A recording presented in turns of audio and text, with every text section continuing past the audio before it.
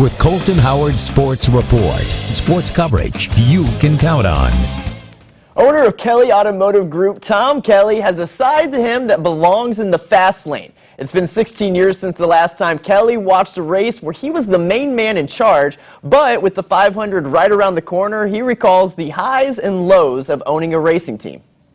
There's never been a sport in which I've been around that the highs were so high and the lows were so low. Racing serving as an outlet for Tom Kelley over the years, and there's no doubt he's been in a lot of them. Back in the 70s and 80s, we raced airplanes at Reno. I raced a P-51, and my dad got me to stop doing that. So I think racing was in my blood, and I think my dad figured, well, racing Indy cars, for at least me, is a lot safer than racing airplanes because I'm not driving the Indy car. Beginning in distribution and having friends like Tony George helping pave the way into Kelley's transition into IndyCar. All those relationships made it easy to transition right in, and we started '97 pretty slowly. I mean, we didn't go in with buses and tractors and trailers and all that stuff.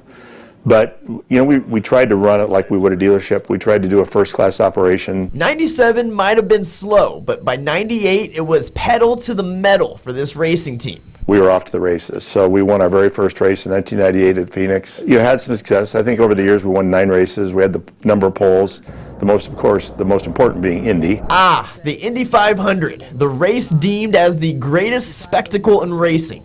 Every time I drive under that 16th Street tunnel, I get goosebumps. Through the years of racing, 2001 was the year for Kelley at the 500. State-of-the-art engines that were funded by Roger Penske and 2 drivers that placed in the top 5 positions. Scott Sharp taking the pole and Mark Dismore, who didn't even have his best run and still placed 4th in qualifications. But in a blink of an eye, Indy can and will get you. We knew we had the 2 best cars, quote unquote, between engine, chassis, setup of all the teams. We knew by practice sessions and everything, we had the field basically covered.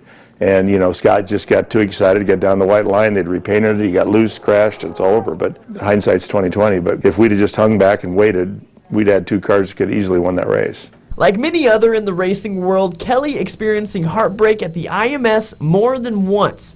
Fast forward 2 years, former driver for Kelley Racing, Tony Rinna, was doing a tire test at the Speedway in October of 2003. Rinna crashed and was killed instantly. It's what makes Indianapolis, Indianapolis. We came so close to winning, but we didn't. And, people lose their lives there and give their lives trying to win that race. And it's such a unique place. By 2004, Kelley started to transition out of IndyCar to take care of his dad and focus more on the business. And there's not a day that goes by that Kelley doesn't miss it just a bit, but it would take the perfect setup with the perfect people to get him back in the mix.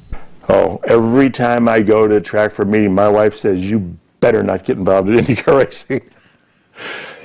I have thought about it. I've had people seriously approach me about it, but I just said, look, I'm getting too old. I got too much on my plate, and I got too much going on. I've had a couple people try to tempt me with an Indy-only type of thing. I go, boy, that would be fun. But the day of just a one-off, go take a shot at Indy, is sort of gone unless you team up with somebody like Roger Penske. Now, I'd sure consider doing that because he's a good friend and he's a good winner. But I think I'll just be a really good spectator. With that life in Kelley's rearview mirror, this will be the first year he can kick back, relax, and watch his friend Roger Penske run the show at the IMS.